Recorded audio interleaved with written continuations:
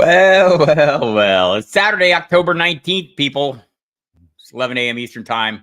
I'm Bob Harris, and it's time for my weekly Ask Me Anything live stream. But before we get to your questions, a few things, footballguys.com is the website.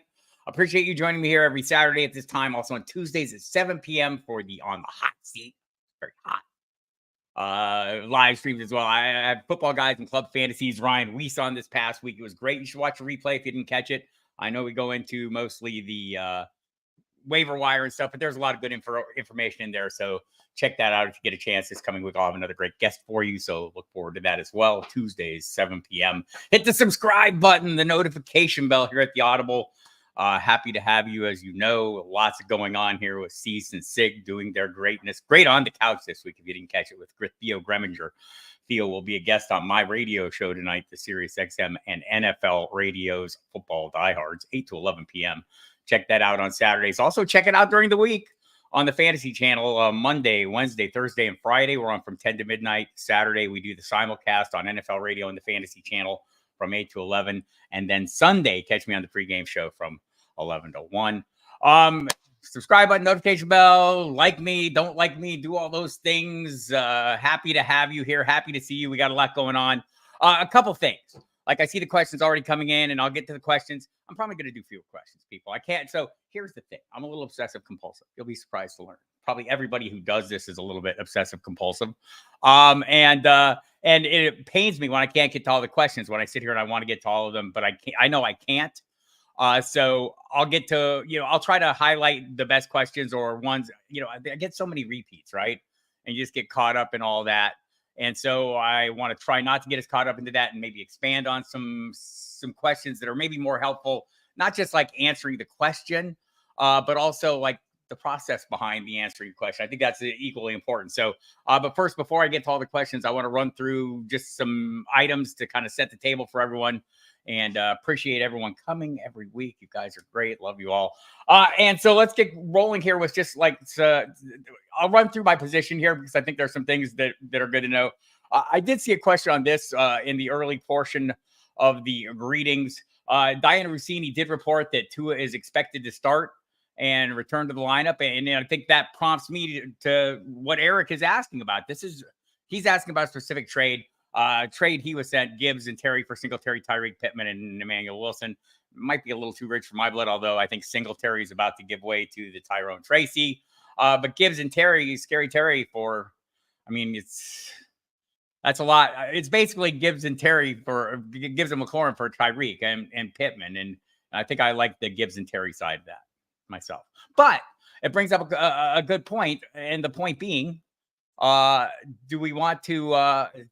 Is it maybe a good time to hit up the Dolphins managers in your league who are maybe unhappy with the production they're getting from the Tyreek Hills and Jalen Waddles, maybe even Devon Achane? It's just not a good offense, right? So would it be helpful? Maybe this is a good time to hit them up before Tua gets back. He's expected to practice next week, and we'll see where that goes. But it does seem like he's going to play. Now, do you trust him to remain on the field? I'm hoping they double guardian helmet him. I thought the last one was more his neck, than maybe his head. But anyway, Tua heading back week 8, expected to practice next week. He is cleared, and the Dolphins seem like they will not be standing in his way in doing this. Russell Wilson expected to start as well. This news broken by the great insider George Pickens. Way to go, George. Best thing he's done all season, right? Well, except for the eye black thing. I thought that was great too. This is Diana Rossini had also reported previously on this that the locker room was fully invested in Justin Fields. The Steelers are 4-2. This is a Mike Tomlin move. I kind of get it, right? Like, because have they been winning because of Justin Fields? I think he's had some moments, but they're like 28th in passing, 20th in scoring. I think and this is an opportunity. They went in with saying Tua was the starter, or that Russell Wilson was the starter. They can say, look, this was our plan all along. And if it doesn't work out, they can always go back to Fields. I think this is a great way. Loved the way Justin Fields handled the whole situation. Basically just saying, hey, I need to play better. So really, really enjoyed the way he handled it. Showed a lot of maturity, and I'm hoping this all works out well for everyone involved. It's not going to work out for anybody this week. They're playing the Jets, people. The highest scoring wide receiver against the Jets this year was Justin Jefferson's 15 points. They'll put the sauce on somebody and probably George Pickens, and there's just not a lot of receiving assets there. So tough defense, tough matchup, and we'll see how Russell Wilson fares in his debut and if he holds on to that job. Other quarterback news, and we'll go through these by position real quick, and then I'll get to start getting the questions and some discussion. If you have some big picture issues too, would love to discuss those. I think it's very helpful. Look, if I don't get to your question, go to footballguys.com, check my rankings, check the staff rankings, check the projections, compare all these things. The answers are there for you, people. I mean, I can sit here and read my rankings and read the staff's rankings, and that's basically what I'm doing is I'm running through the questions in my mind. Also, if you're asking questions, first name, last name, first initial, last name, and who the team they're playing is very helpful in getting me to process the information. The other quarterback news, I wrote my in and out column this week because I'm in on Anthony Richardson. You don't have to jump off this cliff with me, but I'd like you to hold my hand and comfort me as I prepare to jump off this cliff. I'm probably playing him. It's like the Dolphins defense is fairly tough, but the things they aren't as great at play into Richardson's abilities, the deep pass, right? That's what I'm thinking. Drake May, not listed on the final injury report, had knee issues. He's expected to play coming off a three touchdown debut. That was great, and he's going against the Jags defense that's not good at stopping people, said Caleb Williams, 4 touchdowns last week. Will Levis, questionable against the Bills. It was a weird week. It was limited, full, and then limited, so we'll see where that ends up. I hope none of you are having to play Will Levis. The running back news, Jordan Mason off the injury report. That does not mean he's uninjured, right? So it's a tough matchup for him. It's a little bit of a concern to me. But if you have him, you're probably playing him. We'll probably get some questions on Jordan Mason and, some of the choices that you have to make and how you run through them. A lot of these are going to have to do with the order the kickoffs go, right? Like we've got the early game with 2 game time decisions, ostensibly. I don't know if they're actually game time decisions. I'll talk about them right now. But momentarily, James Cook off the injury report, Ray Davis on the injury report. So that's interesting. He's questionable with the calf injury. So big workload last week. He looked great. Maybe he'll look less great this week. James Cook again off the injury report. Von Achane also off the injury report, cleared from his concussion. Devin Singletary off the injury report. But I don't know that we've seen the last of Tyrone Tracy, people. I think we'll probably see more of him. Clyde Edwards-Helaire off the injury report. That's interesting. I'm playing Kareem Hunt a lot. I'm getting a lot of Kareem Hunt questions. So I don't know that Clyde Edwards-Helaire shades those at all because we don't even know if he's going to play, right? He's not on the injury report. He's been practicing, but he's not a lock to play. The game time decisions that we're looking at. Ramondre Stevenson, this is what I hinted at, the early kickoff seems likely to play, right? Royal Slate, if you've heard anything otherwise, but I don't think you're flying this guy to England if you don't think he has a really good chance of playing, right? They could have just left him home. And he practiced fully Friday. So I'm thinking he's active, and if that's the case, he's the lead back once again. And again, not the most miserable matchup in the world. Travis Etienne on the other side of the ball, I think he's less likely to play. They say they still haven't made a decision. He's been limited at points this week. Doug Peterson said he was week to week going into this one. So I'm not optimistic on this one. Royal Slade confirming the Stevens will play. It just makes sense to me, right? Hello, Albert. Good to see you. And good to see everyone, man. I appreciate everyone coming. So we'll go through those. Aaron Jones also seems likely to play in NFL Network's Ian Rappaport's reporting. Had the week off. It was a hamstring and not a hip that we were told initially. They did acquire Cam Akers this week. They've got Ty Chandler. It's a super tough matchup against Detroit, right? So that's very tough. Aaron Jones, Brian Robinson listed as questionable. He is a game time decision, according to Dan Quinn. I think he's probably going to play. And it's a great matchup, right? Going against the Carolina Panthers. So Zamir White, questionable in so many ways. Alexander Madison, my in and outs at running back this week should tell you something. Rachaad White, Monday night kickoffs. And this is going to be the thing. We got 2 Monday night games, right? Bucks and Baltimore, Arizona and Chargers. Rachaad White is not listed yet. Those injury reports will be out later. If Scamper shows up and starts giving me real-time injury reports, we may find out something during this broadcast, but maybe not. But White limited, but we all know the deal here. At the very best, this is going to be at the least, this is going to be a 3-headed hot hand situation. So it's a little bit of concern after Sean Tucker came on last week and didn't get a huge workload, but he got huge production. So that's interesting there. I just want to jump on this because I think it's relevant. When you hold on to Fields, I probably would a little bit, right? Like he does have some upside. Have Richardson would back him up with Dalton or Danny Dimes. I'd be fine with Richardson and one of those other two as well. I don't know that I'd need to hold on to film. I don't think I need to have 4 quarterbacks, Steve. So we'll talk about this in a second. So hopefully a lot of your questions I'm answering in this portion here, and then we'll scroll through them real quick here and see where we're at.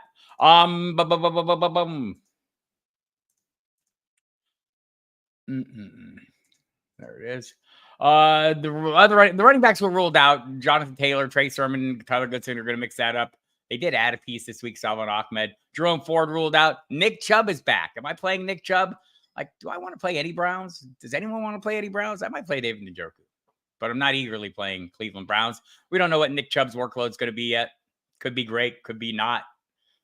Offense struggled to score. I don't think they've scored touchdown at 29 series, it's just not been great, right? So I'm not enthusiastic. I'm happy for Nick Chubb. I'm glad to see him back. I was a little skeptical that he'd get back this soon. We'll see what kind of workload he gets. Jerome Ford out of that game, so that will add to it. Tyjae Spears out for the Titans. So free run for Pollard against the Bills, who are giving up tons of production to the running back position. Wide receiver Malik Neighbors is back. Finally. Very happy. Not on the injury report. He had a little groin issue this week, but that was just he got treatment on it, so it was never an issue. I think Artie Stapleton from the Bergen County Record, NorthJersey.com, just said basically dotting the I's and crossing the league mandated T's. Cooper Kupp, saw a question on that. I think he's going to play. He's listed as questionable. They're being non-committal. It's a late afternoon kickoff, so you'll have to watch that. Jordan Whittington also questionable there. I think Kupp's back, but we're going to have to watch. Deontay Johnson, another late afternoon kickoff. He is questionable with multiple injuries now. What do they got? Ankle, rib, and hamstrings. Oh, yeah. Another great matchup. Would love to see him play. The Colts have Josh Downs, Michael Pittman, and Alec Pierce all listed as questionable. I think all 3 are going to play, but we'll see. Pierce practiced fully Friday. I think Downs was limited all week and did the same thing. Pittman was full go Thursday, but they gave him some time off. They're probably just managing the back. Juju, I'm seeing a lot of questions on.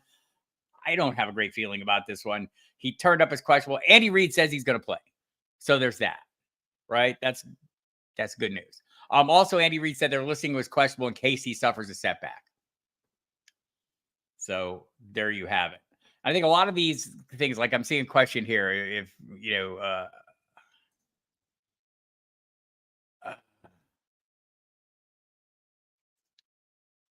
like these are tough questions, and some of them are going to have to do with timing, right? Because you're going to have to know like what Kupp's status is in advance. So Cleveland and Cincinnati play early in the day, and Kupp plays late in the afternoon. If we have some reliable reporting that Kupp's going to go, but I mean, that's always a bit of a hazard because you need to have a fallback option in place. If you don't have a fallback option in place, what is this? Ian Rappaport saying the Steelers are planning to start Russell Wilson, but both quarterbacks are expected to play. Well, hello, that's interesting. The presumptive starter in camp took the first team reps this week. He's now slated to start. That would be Wilson, and he's expected to get the bulk of the snaps, but maybe we'll see some fields as well. It's interesting. But yeah, some of these decisions, I mean, some of them are kind of made for you if you don't have fallback options.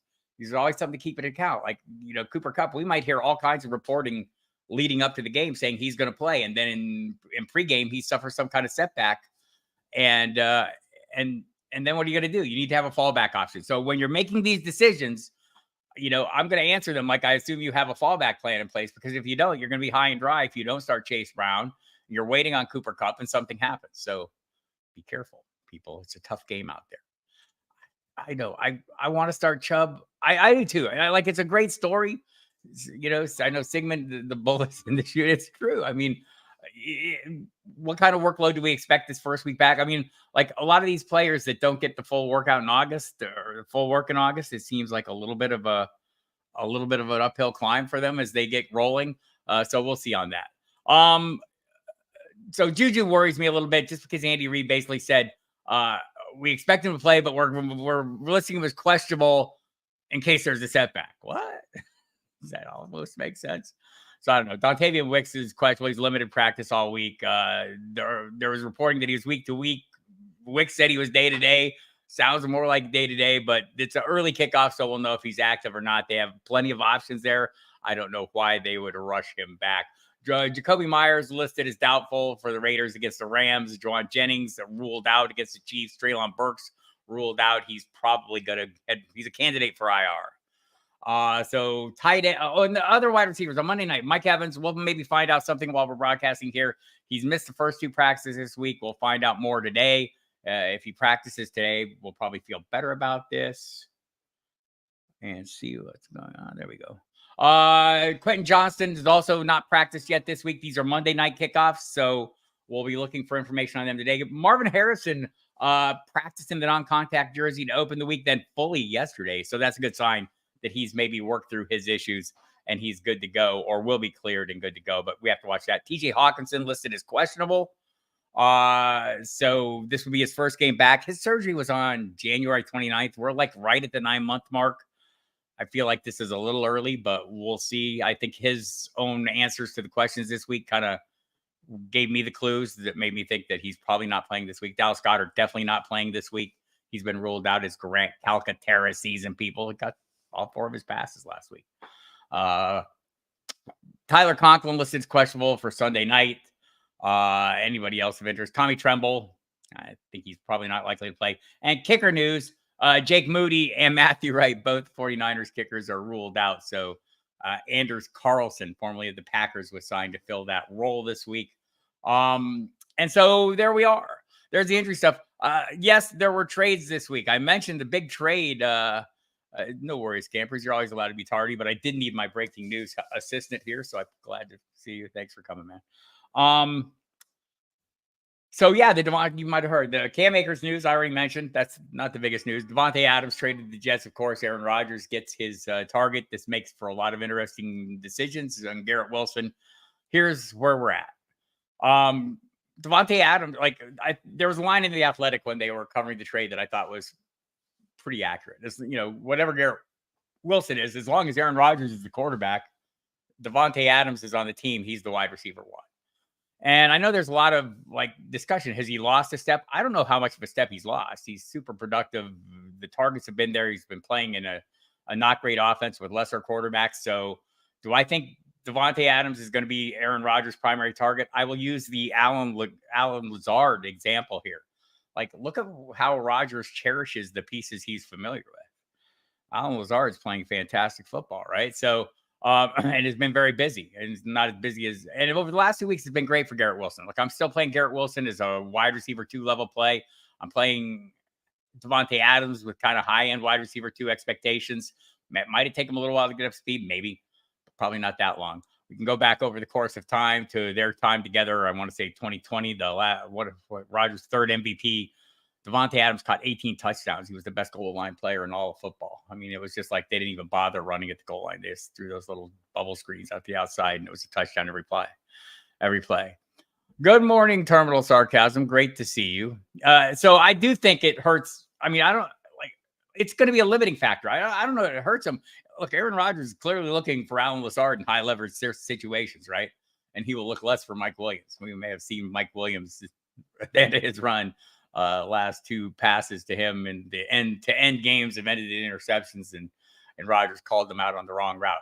But obviously, I think Adams there is a limiting factor. We're not going to see Garrett Wilson getting 29% of the targets, right? I don't know if we'll see Lazard continue to get what he's been getting. I want to say close to 20%. I can check that, or somebody can check it with me. Let's just take a quick look. So there's going to be adjustments, right? And there will be adjustments in Buffalo. I think people believe it's going to be slower to come in Buffalo because there's not an established chemistry between newly minted Bill Amari Cooper. He was traded this week as well. All on Tuesday, all these trades happened. Trade deadline still to come. Could be more fun, kids. Chiefs could still make a move. We'll see. Maybe the Juju issue will force their hand a little bit. But But Amari Cooper is a very good player, man. I think it's easy to forget how good he is. Anyone who had him on their team late last season is he destroyed the opposition with Joe Flacco as his quarterback.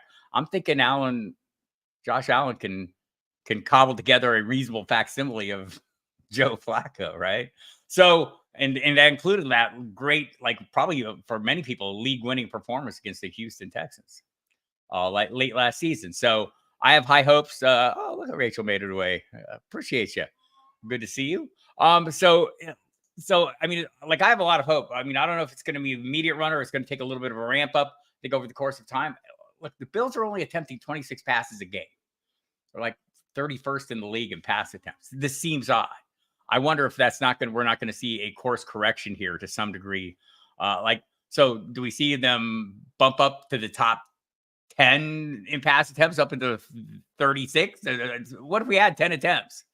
So we'll see how that plays out. They've been running the ball reasonably well, but you have to wonder if the acquisition here makes a difference. So yes, it's going to be a limiting factors for Dalton Kincaid, Khalil Shakir, maybe Keon Coleman, but maybe if they bump up the opportunities, nobody really loses out. I mean, so we'll see. I'm optimistic about Cooper's play because I think he's a very good player. I think he's been underrated for quite some time, and this is as good a quarterback situation as he'll have because Josh Allen is a superhuman, I'm told. And so are you if you're just tuning in. I'm Bob Harris. Hi, footballguys.com is the website. If you're waiting for answers to questions, I'm going to get the answers here and start running through some questions. Once again, I'm not going to get to all the questions. So I'm going to try and highlight some questions. I know a lot of them get repeated, and I feel like I've been repeating myself, and it doesn't help anyone when I just sit here and answer the same questions over and over. So I'm going to try and be more expansive on the questions I do answer and kind of be illustrative of what the process is in making these decisions. So hopefully I can help you make yours. If you're not getting your answer, go to footballguys.com, right? And check the rankings. My rankings are there. Updated them last night. The staff rankings are there. You can get the consensus. You can pick the ranker you want. Our projections, which I like to lean into heavily, are fantastic as well. We've got a great team. I feel really good about Amari too. Hey, Cleveland, good to see you. I do think the rankings, the projections. I lean into the rankings. Jason Wood, Mauriel Tremblay, Justin Freeman, Bob Henry do a great job in those. So check all those and use those to help formulate your opinions. Tons of great content on the site, including sleepers, including some of the decisions you probably have to make, all outlined. So if I don't get to all your questions, I'm sorry. If I don't get to all of them, call me tonight on the radio, Sirius XM, Fantasy Sports, and NFL Radio. I'll be on for 3 hours tonight. But we also answer questions throughout the week. I'll be back here next Tuesday with another live stream. My fantasy notebook column comes out on Thursdays on the site. My in and out column comes out today. I try to be a little edgy. I like to call them logical hot takes. But they're hot takes for sure. They're relatively warm. I've tried to dial back a little bit and not go too crazy, but look, everyone can go through and pick the chalk plays, right? And so sometimes it's helpful just to see what the process is behind deciding some of the decisions you're asking me to make. Some of that's found in these columns. Also, Gary Davenport and I collaborate on a polarizing players article every Friday, and that's up now as well. And I've made some waves there. We take some hard stances. Let me roll back through the questions a little bit and see what I missed. I know I saw some early in the thing that I thought were good. So is there any concerns? Yes, there's a concern. And this is a thing. Pay attention to the timing of the games, right? When you're sitting there and you're needing to decide between questionable players and players on the bubble, or, like let's say you have Ramondre Stevenson or Rachaad White. Well, Stevenson, you're going to know if he's playing early Sunday. You're not going to go for Rachaad White's playing until Monday night. It's a pretty easy decision for me, right? I'm probably going to play the guy I know is playing. And, some of this it's like not an exact science. It's a nuanced world. It's a black art, if you will, of trying to plow through the insider news. And a lot of that doesn't come out until overnight tonight. So we've got to kind of work on that. But yes, I expect Cooper Kupp to play. That's been my expectation. I would want to have a fallback if I was going to play him. And I am playing him, and I do have fallbacks. You're welcome. Thank you, Bruce Jacobson. Some lineup questions. Standard. Chubb versus Algier, JSN versus Bateman, Kincaid versus Otten. So I'd probably play Chubb over Algier and give it a shot. Like, I'm not eagerly playing Chubb, and I know Algier is coming off great week. I think that's going to be a little bit hit or miss, right? There's going to be weeks where he comes up bigger than other weeks, and maybe we'll see this is a more persistent circumstance. So, but I'd probably give Chubb a shot here, and I'm not eager to play Chubb. I'd probably play JSN over Bateman. I'm probably playing Kincaid over Otton right now. Otton's a viable play. He doesn't do much with it, right? But like he gets a pretty good workload. So it's a fair question. I think one more here in the super flex. Tyler Huntley against the Colts or Russell Wilson against the Jets. Boy, do you just play the matchup here? With the news we just heard, and if in case you just missed it, the Steelers are planning to start Russell Wilson, but both quarterbacks are expected to play. That seems odd to me. I'm not sure why we would do that, but that's what we'll do. Maybe it's just to confound the Jets because it's a really tough matchup. I would probably play it like the Colts or a lay-down matchup. I'd probably give a shot to Tyler Huntley this week and let it sort out with Russell Wilson based on the news that we might see both quarterbacks. I don't know how much we're going to see both quarterbacks. Maybe it's a total okie doke, right? We have no idea. So that makes it a little different. Hey, Michael, nice to see you. Sean Tucker or Tyrone Tracy this weekend with Singletary likely to play. I think this probably depends on what we hear about Rachaad White today. If he's questionable or worse, if he's ruled out, I'm way more interested in Sean Tucker. We did hear Brian Daboll say Tyrone Tracy has earned a greater role. How great a role is that? He looks like a much better player, right? To us. I know Brian Daboll has a lot of history with Devin Singletary dating back to their time together in Buffalo, so that probably matters. But I feel like Tracy's gaining a lot of momentum. This would be a tough decision. I'm probably leaning Tracy, even with Singletary expected to play. I mean, the worst case scenario is it's the 3-man rotation in Tampa. And so a little context on what Sean Tucker did. It was a phenomenal game. What do you have? 190 yards from scrimmage. He didn't have any more workload than Bucky Irvin. Bucky Irvin had 70% of the running back carries through 3 quarters. It was total garbage time effort. That doesn't mean it's not worthwhile or that Sean Tucker didn't get the attention of the staff and hasn't earned more run. Clearly he has. It's just how much. So it's a tough call for me, Michael. I'm probably leaning Tracy because I've seen it the last couple of weeks. I've heard the coach say he's going to have a role. I've heard the other side, the coach saying, hey, we're going to have a 3-man rotation with a hot hand. So I like to avoid 3-man rotations when somebody that's not my guy can get the hot hand. It's also possible Tucker could, but that's kind of how I process that one, Michael, if that helps. Let me roll back up here and see some questions. My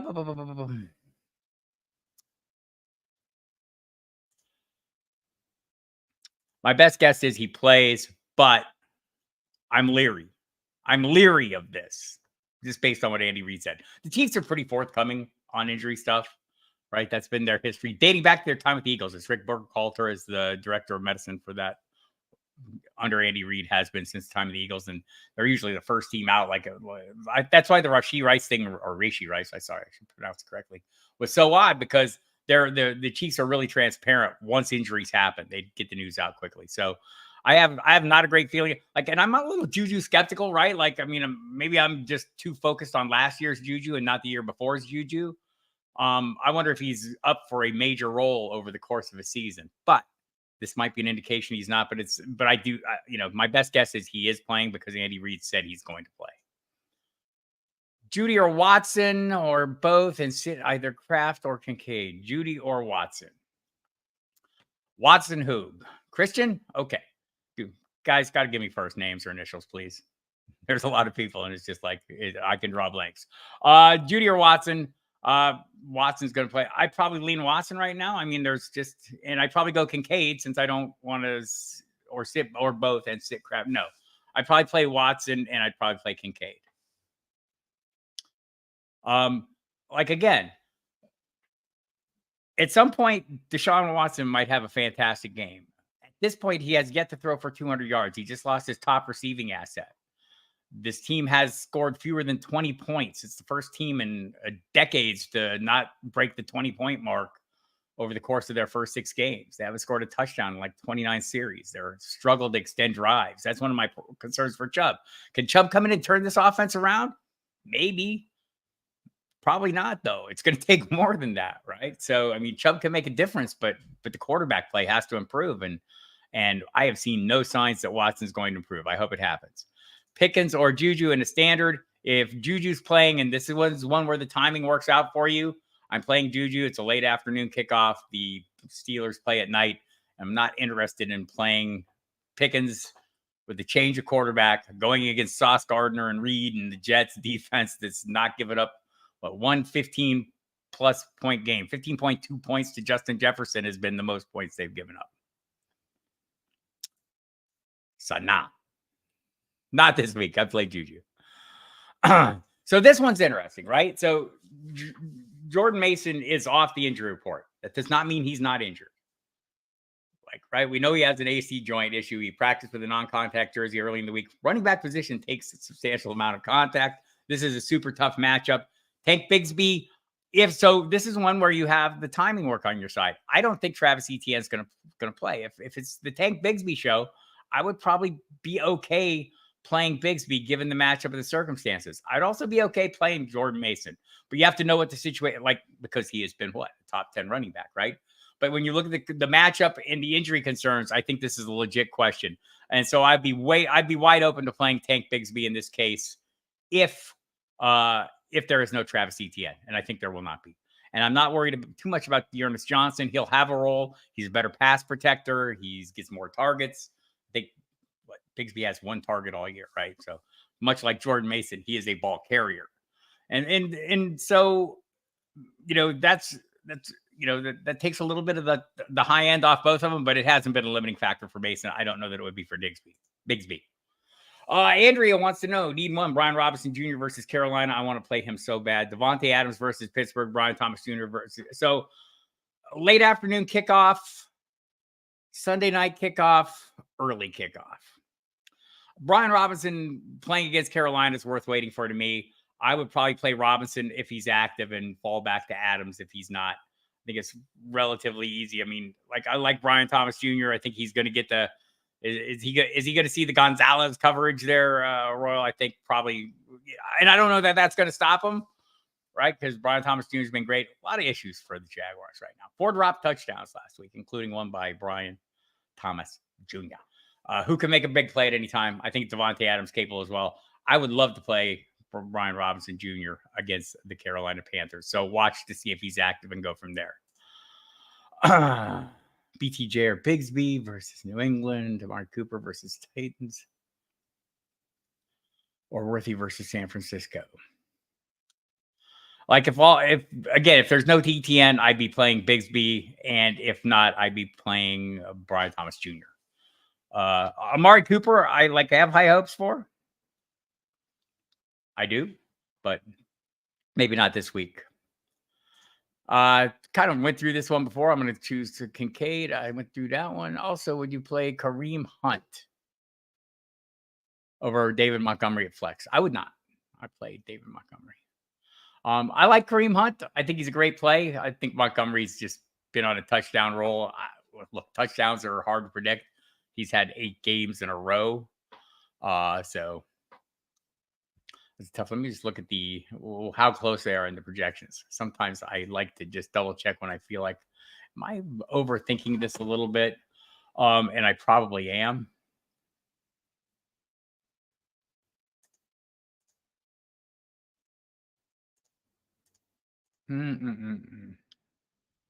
So, yeah. So it's closer than I thought. It's like Montgomery's 18 and Hunt is 19. I think I'd probably be playing Montgomery myself, but it is closer. I think people are a little concerned about the San Francisco matchup. They probably should be, but touchdowns happen there. But the yards per carry have not been great. Andrea, trade Kyler Murray and Bijan Robinson for Josh Allen and Josh Jacobs. I'm tempted to do this, Andrea. I like Kyler Murray. I think Kyler Murray and Matt Waldman Matt Waldman and I go at it. You might have heard a podcast we do on Mondays. I can't say the title because there's not enough sorry Joes to get around it. But he's not sold on Kyler Murray. I think Kyler Murray any given week gives you a ton of upside and a ton of ability. Josh Allen, despite the 2 down games, showed you last week what he's capable of. I would love to have that. I think the Jacobs for Bijan is a push. So I'm doing that. My CD, I'm 3-3 there, 5-1. I'm taking the Josh Allen side, Andrea. Besides, you're in Buffalo. Why wouldn't you want this? Michael would want to know Darnell Mooney in the flex or George Kittle. Probably playing. I'm probably playing Kittle. Like, I like Mooney, just great. Let me see what the flex rankings look like. I mean, Kittle's one of the few. You have the two of the 5 tight ends you feel comfortable playing every week, and I think I'm probably doing that for sure. I just want to check Mooney's projections here.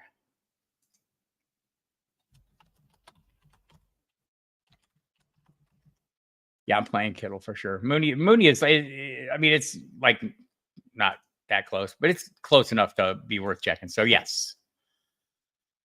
In a PPR, is Montgomery better than Juju or Leggett in a flex? Probably for me. Like unless they're proven high volume assets in the passing attack, and like Juju might turn into that, right? Like if he's legitimately able to take the Rashee Rice role on a weekly basis, I think he's that, right? But I don't, I would like some evidence in the meantime. David Montgomery will suit you fine. Half point PPR, Romeo Doubs, Watson, or Marvin.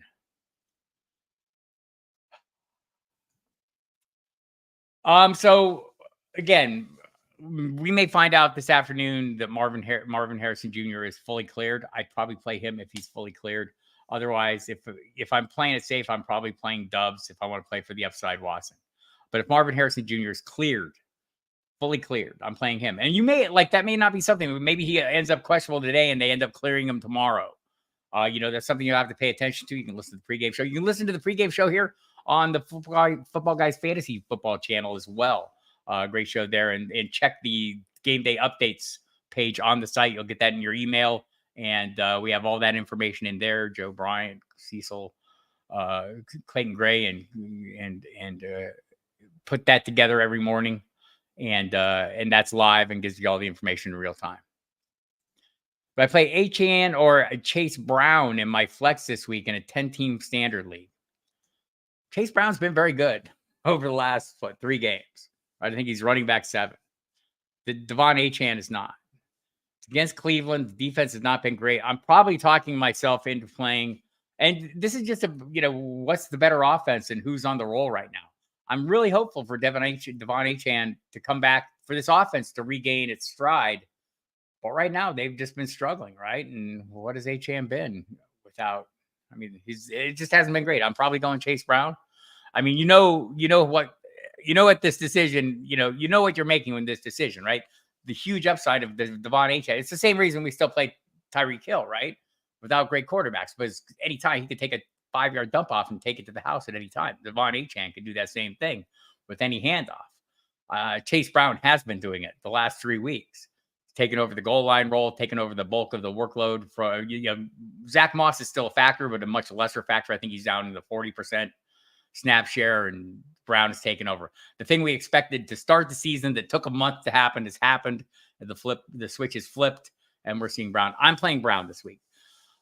Sit Kupp, Pollard, or Montgomery. Not sitting Pollard. And the kickoff timing might be the determining factor because we've got Detroit playing early. We've got Tennessee playing early, and we've got the Rams playing late. So unless we have some definitive news on Kupp, I'm probably sitting him until I know more.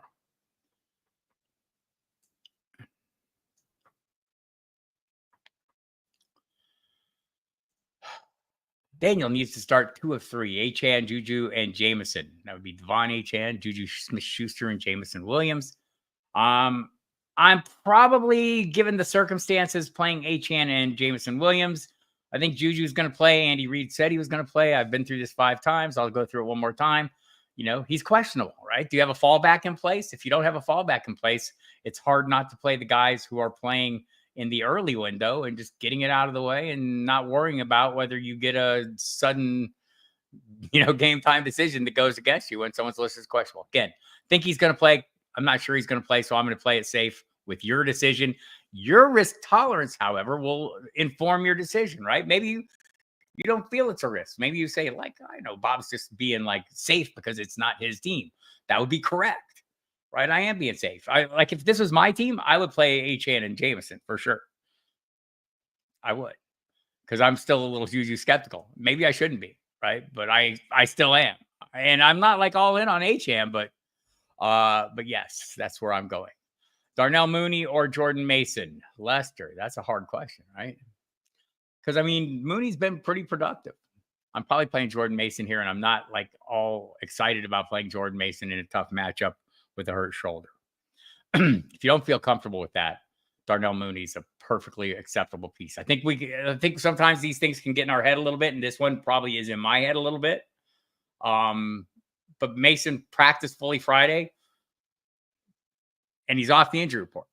Again, that does not mean he's uninjured. It's a very interesting question.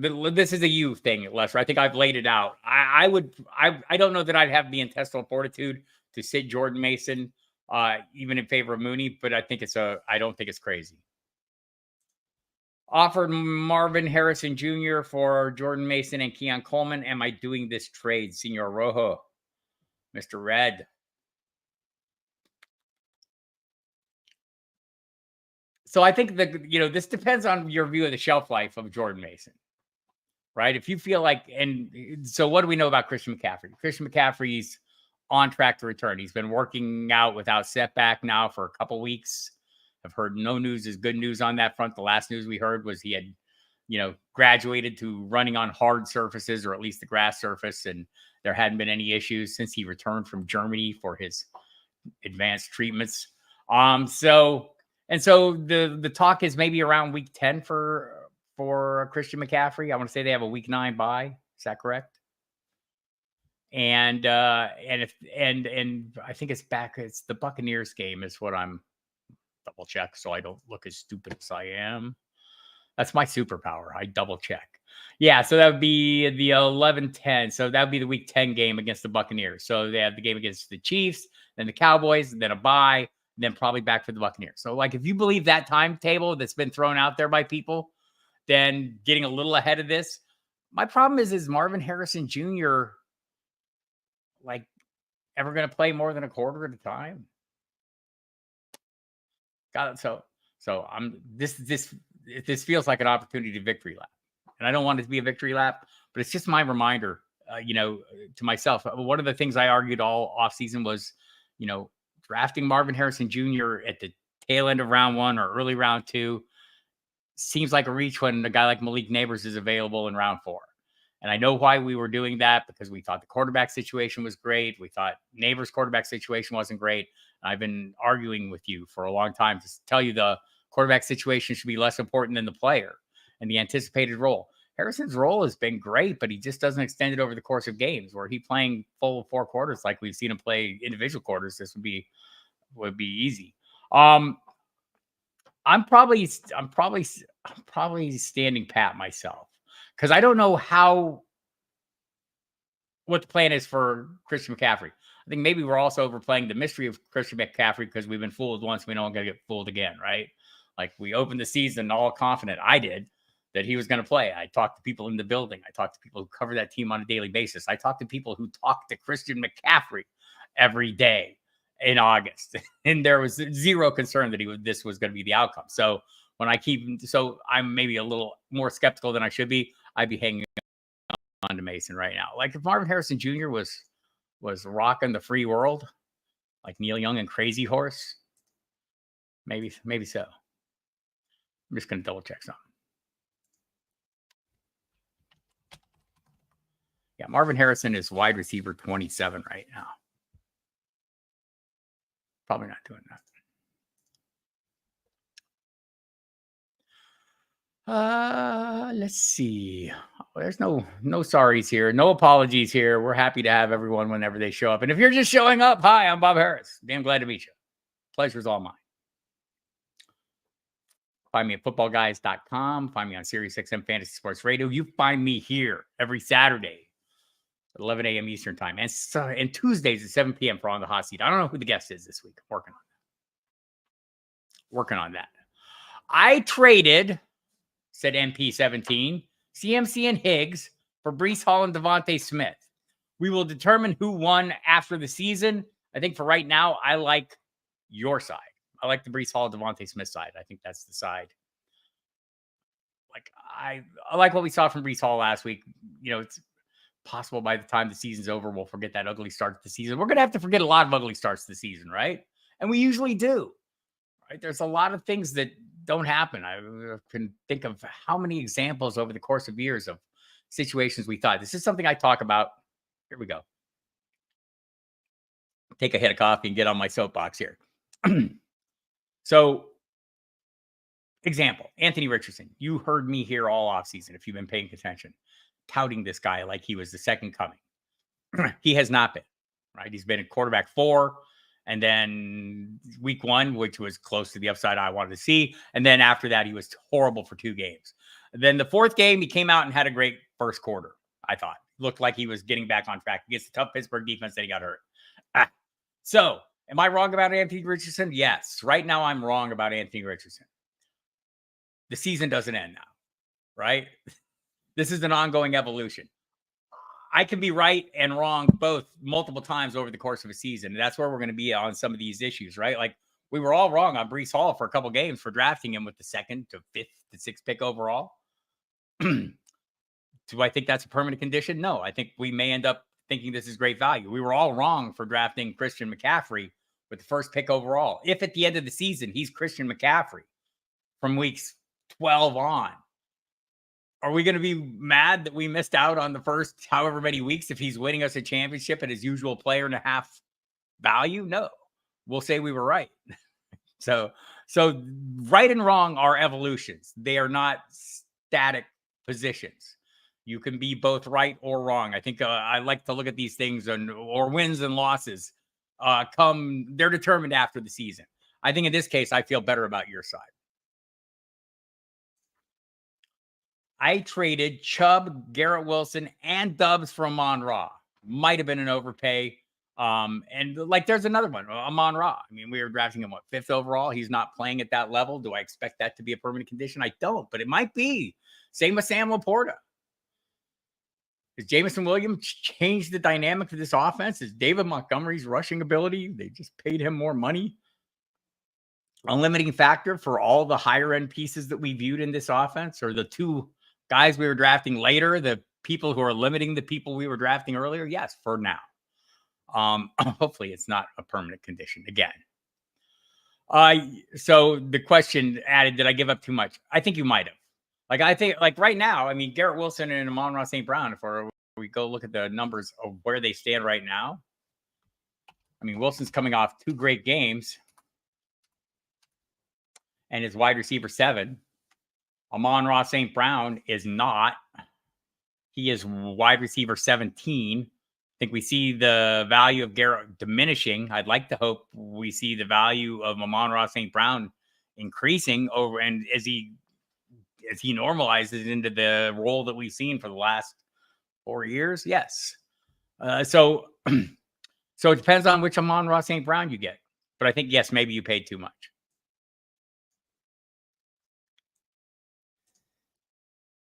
Eckler or Bigsby? No ETN, Bigsby. That's going to be my answer to a lot of questions. If there is no ETN, Bigsby. Bigsby is a solid running back too. If there's no ETN, he's flex with upside. If there is an ETN, I mean, even this week, I mean, what are my expectations? We haven't seen a healthy ETN for 3 weeks, and we've seen Bigsby's running back share of the workload increase massively. So I think probably the answer is going to be Bigsby there. C. Brown, Stevenson, or Cup. Probably like him in that order. Let me see what the rankings say. I'm kind of in on Brown right now, right? Like I think he's on a little bit of a roll. Yeah, I think that's where the projections are at. What is the number I saw on him? I saw an interesting number on him. Let me see if I can find it. Because I like interesting numbers.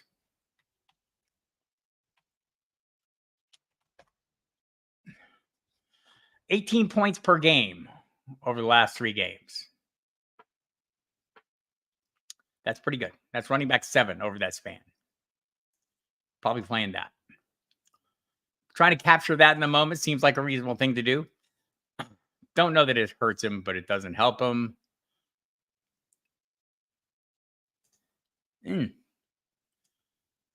Might give Calcaterra a chance. He did. I don't know if this is the same circumstance, but he did. Right. And I don't know if you saw the Buffalo Bills put out a tweet.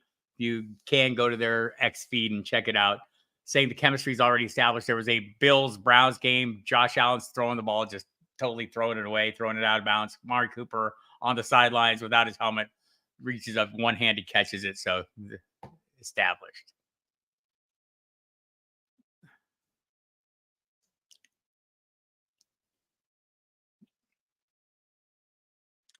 Thank you, D. Smith. Aaron Jones, Bigsby, flex in a no PPR. So standard league. Aaron Jones, Tank Bigsby, Eckler and Deontay. I'd probably go Bigsby if there's no ETN. In a keeper league, would Sean Tucker be worth a stash in dropping Eckler? It would depend.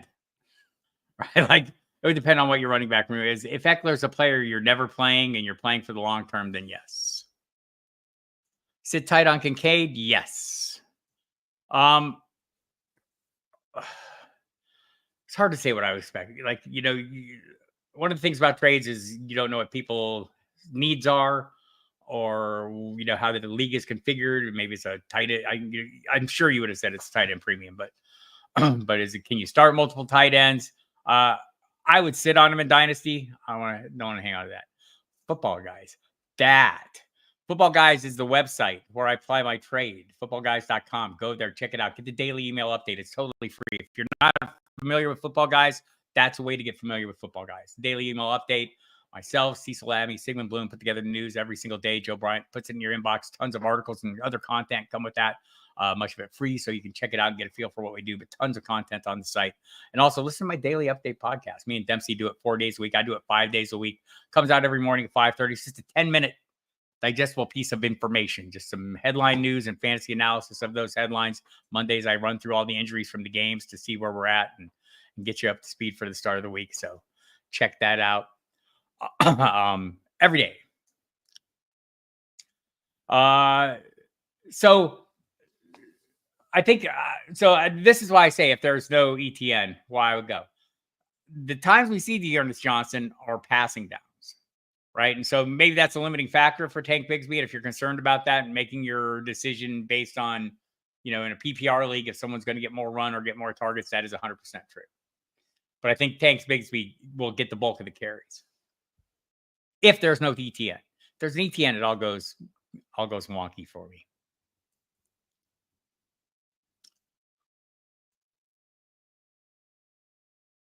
Appreciate that, Michael. Appreciate that. Very exciting news, if you didn't miss that. Would I drop Jaylen Warren for Kamani Vidal? This gives me a chance to go back. I know there was some discussion. I've been very dismissive. Marvin Harrison Jr. has cleared the concussion protocol. That just happened, people. So good news there. Makes it very easy to make some decisions. So a lot of the things we've now been discussing, we can now put in the light of he is cleared and ready to play. So that is helpful. Oh, but I dropped. So Kamani Vidal, I had a hot take last week that I was more interested in Emmanuel Wilson, because Emmanuel Wilson had an immediate role. Then later in the day, we found out that Gus Edwards went on IR. So something changed, right? And I'm totally open to letting my position evolve. It goes back to what I was saying. I can be right and then wrong. I mean, in the moment, I feel like I was right. In hindsight, no, I didn't predict the future that Gus Edwards would actually go on IR. Vidal now has a role. It's a whole different world. But still, I wouldn't drop Jaylen Warren for Kamani Vidal, because I don't think it's going to be a robust role as long as J.K. Dobbins is healthy. I think Warren will have more of a role if all things being equal. Hold on 1 second. Let me just double check this news and make sure everything's happening what I think is happening. Don't want to speak out of turn. So yes, fully cleared, ready to go, playing like normal, which means 1 quarter. All right, that was gratuitous. Let's see. What else do we have? What have I missed here? Hit the like button, folks.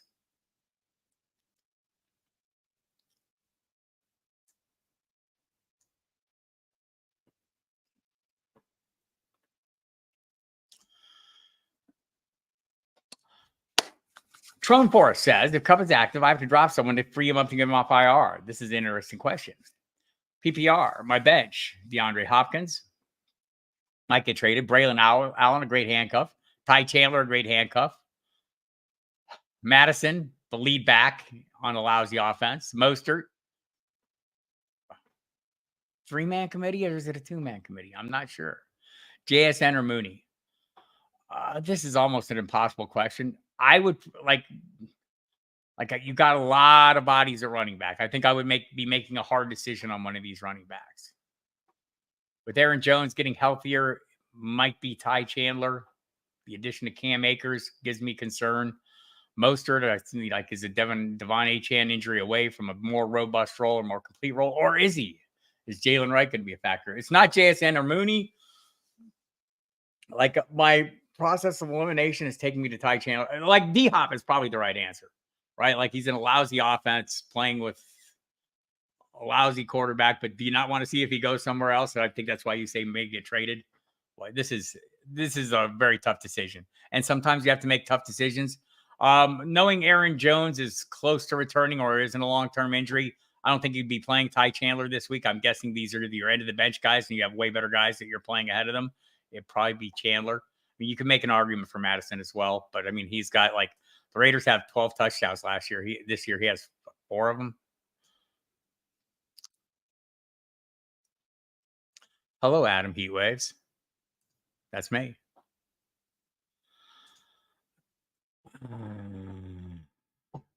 Yeah, we were discussing, in case you just dialed up, we were discussing the pricing of Marvin Harrison Jr. And I had the same conversation a year ago with Bijan Robinson and Jahmyr Gibbs. Why am I drafting Bijan Robinson based on draft capital expended, anticipated role, and talent? If in the first round, if I could get Gibbs in the 4th round, felt the same way about Neighbors and Marvin Harrison Jr. Next year, it'll be somebody else because I'm cheap. Let's see. What do you got here, Scampers? Battle of the backups, Corn versus Las Vegas, Charbonnet versus Atlanta, or Sean Rucker to Baltimore. Like, if we find out that Rachaad White is out today, I'd take a chance on Tucker. If not, I'd probably still take a chance on Tucker. And I hate to see it. It's all 3. Fort Worth is 0-6 right now. Got offered Baker Mayfield and Tutu Atwell from Mahomes and Laporta. Should I just take it? 0-6. Patrick Mahomes is quarterback 2 in fantasy. Baker Mayfield is the quarterback 2 in fantasy. I think it would make a difference. And, like, do I have hope that Laporta can regulate and come back to? No, he's not going to have a 10 touchdown season now. He's not going to have the numbers that we anticipated him having, right? He's just not, because we were drafting him like he was going to have those. So we're 6 games in, 5 games in, 6 games for him. Did they have their bye yet? Yes. So that's an issue. I'm probably doing this to get Baker Mayfield and get rid of Mahomes, but that's just me. I think you need to shake things up. Start Deontay Johnson or Romeo Doubs, or pick up Demario Douglas or drop Dobbs for Legette. This.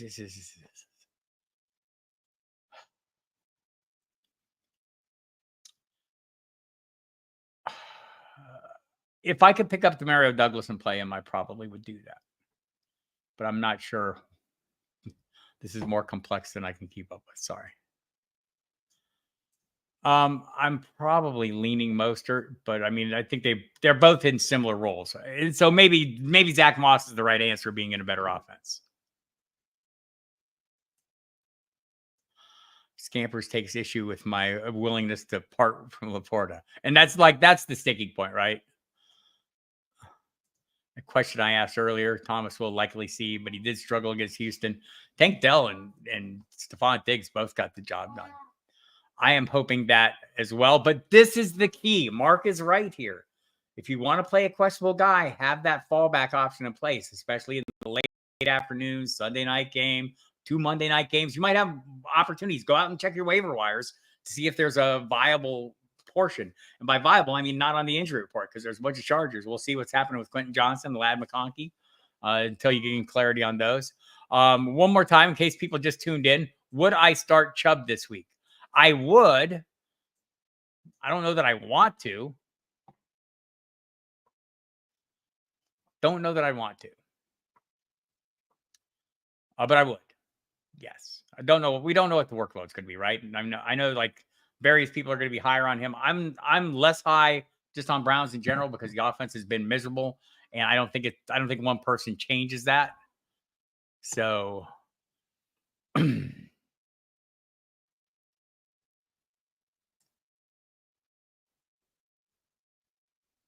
if I can catch a few things here.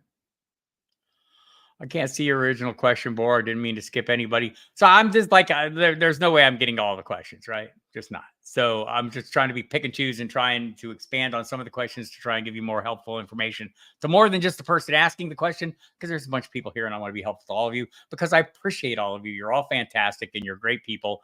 And I love your time. And I love that you give me some of your time and I like spending it with you. So if you didn't get your question answered, it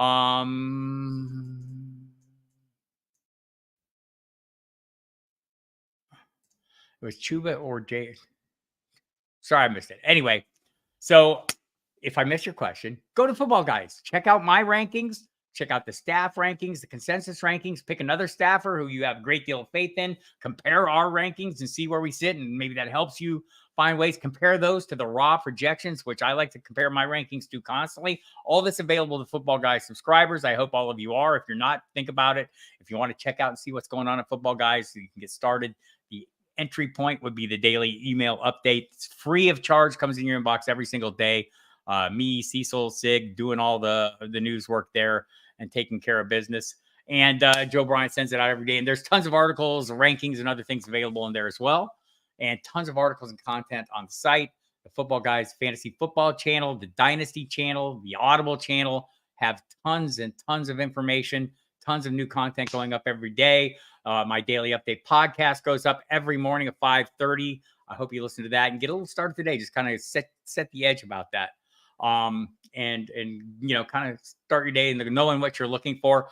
Also, my fantasy notebook comes out every Thursday. My polarizing players comes out with Gary Davenport every Friday. My in and out is out today on the site. Check that out. And thank you, Scampers, for this. I love doing the 10-minute update. It's like who doesn't have 10 minutes just to kind of get up to speed on everything without any hassles or delays? Comes right down. And also, I'm with Royal Slade. Listen to the Football Diehards on Sirius XM. I think it is the best damn show on the channel. You can hear it on Monday, Wednesday, Thursday, and Friday, 10 to midnight. Tonight, Saturday, 8 to 11.